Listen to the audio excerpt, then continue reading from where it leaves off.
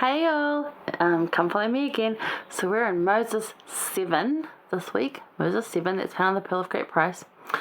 There's so much in here. My husband said to me yesterday, because I said to him, did you do scripture reading so we can do our come follow me? And he's like, yes. He's like, but I rushed through it and there's so much good stuff in there. I need to go back and look at it more in depth. I was like, there really is so much good stuff in there. So although it's only one chapter, do take your time with it and really just meditate through it, because it's really beautiful. I'm not going to, for the first one, we're not going to read a verse, but the others do have verses to them. But the first question I have for you is, what can we learn about Zion and unity from Moses 7? What can we learn about Zion and unity from Moses 7? And I'll start from a quote that comes from the Come Follow Me manual, because remember, that's where I get all my stuff from.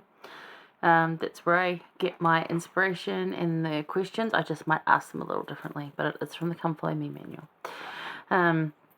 It's actually all you really need to do, Come Follow Me, that and your scriptures, which are all found on your phone. You don't even need to own the books. Although, I like books, as you can see, and I have cut that out and stuck it in there, because we're not going to use the same book in 4 years. So if you want to cut out the pictures, or you want to cut it up and the bits that you've already done, go for it.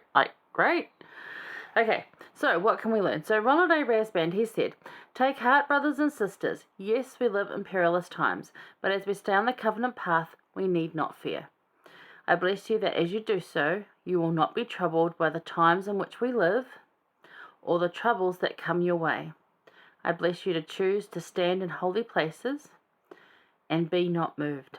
I bless you to believe in the promises of Jesus Christ, that he lives and that he is watching over us, caring for us, and standing by us." And that's from Be Not Troubled in November 2018. So, the ensign, but that's from the October conference, of course. Now, I really like that quote, because that really sums up really what Zion is, and that be not troubled and to trust in the Lord.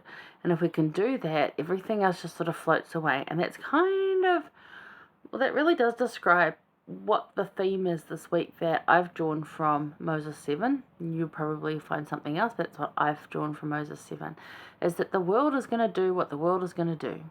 But we have choices we make over what we do. And that's what we're going to look at. So, these people who listened and acted on the prophet's words that were actually from God, came through the prophet Enoch, they turned toward Christ and they invited him to author their stories. They invited him in. They allowed him to prevail. They allowed God to prevail. And everything, all the stress, all the arguments, all the nastiness, left. Gone. These people were no longer fearful. They didn't have perfect faith. They had enough faith. Makes a difference? All right. They let him in and had consistent effort. Looks like the same word I've written down. Sorry. They had consistent effort. So, yeah, they might be synonyms, but put them together. Constant, every day. Consistent, always. So in everything. Every day and everything. They took effort in becoming. They hadn't become yet. They were becoming. Zion was a process. It took many years. We are a process. We also take many years to become, to even be a little close to complete.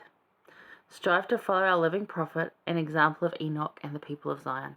So I really want you to think about this week as you read Moses 7. What can you draw from that to help your life now? Because it's just about choices. The choices we make, how we choose to be. It's really what it is. It's that simple. All right.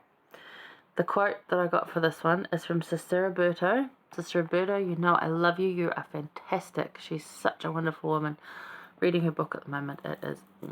Anyway, she said, "Every one of our paths is different, yet we walk them together.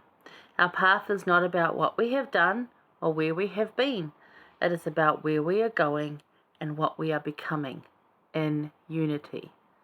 It's what we are becoming in unity. If there is a fallen soldier, you go back and you help. You continue to lift and inspire those around you in your sphere of influence. Do what you can to move forward. You move forward, you take care of you first. You have to.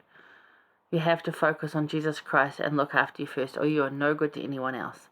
But you also look after others, not just yourself. The reason you're looking after yourself first is so you can help others, not so you can be world famous or selfish or anything. It's so you can go and then help others. That's the important part there. So, what do we learn? It's all about choices, the choices we make, how we choose to become, what we choose to do, our behaviors, our characteristics, all of that. Right? So we're going to focus on that. And let's go read some scriptures and insight number 2. I'll see you there.